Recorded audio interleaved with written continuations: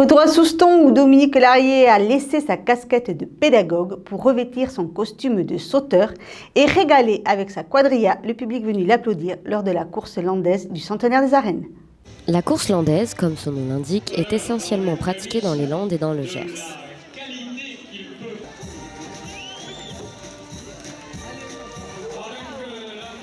Pour ceux qui ne connaissent pas la course landaise, je crois que voilà, c'est un spectacle, c'est une tradition landaise comme on l'a vu ici ce soir dans les arènes de Souston, où on utilise les vaches qui sont les mères et les sœurs des taureaux de combat espagnol pour pratiquer notre ragascon qui est l'écart et le saut. Les toreros sont répartis en deux catégories. Les écarteurs qui attendent la vache avant de l'esquiver au dernier moment et les sauteurs qui exécutent un saut au-dessus de la vache.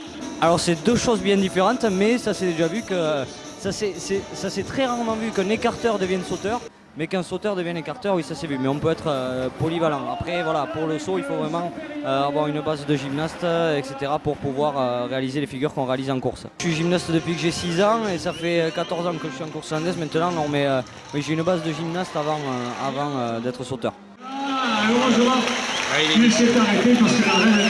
Le torero décide s'il sera sauteur ou écarteur.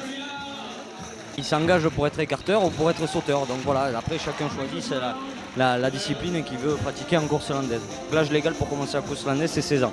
Ce sport a fait sa première apparition il y a plusieurs centaines d'années. Le premier saut périlleux a eu lieu à Peyrehorade en 1886. Et les Landais ont ensuite adopté la tenue qu'ils portent toujours aujourd'hui. Les vaches sont aussi appelées coursières. On appelle ça des coursières, d'où parce que à cause du nom de la course landaise, donc voilà, ça s'appelle des coursières, c'est des vaches de course. Ce jour-là, ce n'était pas une compétition mais une démonstration.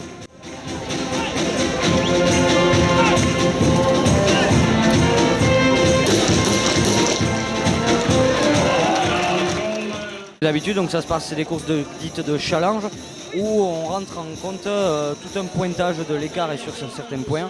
Les sauts sont pointés aussi, pareil, sur certains points, et les vaches aussi. Donc ce qui donne une moyenne, un score au final à la fin d'une course de challenge. Il y a un corps arbitral, comme au foot ou au rugby, il y a un corps arbitral qui sont des personnes qui sont formées pour donner des notes et pour pointer les figures. Il n'y a pas d'entraînement en fait. Il n'y a pas d'entraînement spécifique à la course landaise. On rattaque vraiment la saison comme ça dans le vif du sujet, directement en challenge, en travaillant les vaches, mais il n'y a pas du tout d'entraînement. Allez, monsieur.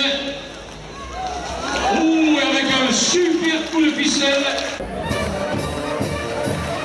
Allez, tout le monde. Et une attaque par-dessus le marché. Sortie de la loge. Avec le pied joint, il la reprend sur le retour.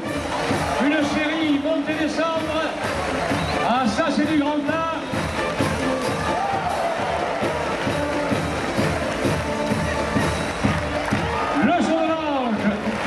Le clou du spectacle a été l'arrivée de la vache aux cornes d'or, meilleure vache de l'année, que Dominique Larrier et sa ganaderia ont pris plaisir à sauter ou à écarter.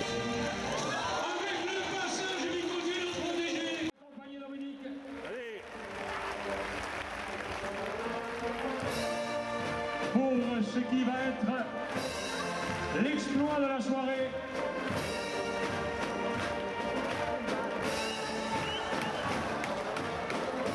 Avec le saut périlleux brillé de Dominique Larrier. Ah là, il a réalisé son rêve chez lui, à Souston. Ça fait plaisir de faire une course ici pour le centenaire des arènes. Voilà, 100 ans d'histoire de ces arènes, c'est quelque chose de très important, surtout pour moi qui suis de Souston. Donc voilà, j'ai tenu avec ma quadrilla à faire un beau spectacle. Je crois que c'est ce qui s'est passé ce soir. Et je pense que voilà, notre quadrilla, notre équipe, on est très fiers de ce qu'on a fait. J'espère qu'on a transmis du plaisir au public, ce qui est le principal but de la course landaise. Et maintenant, en espérant que ça dure encore des centaines d'années. Merci bien.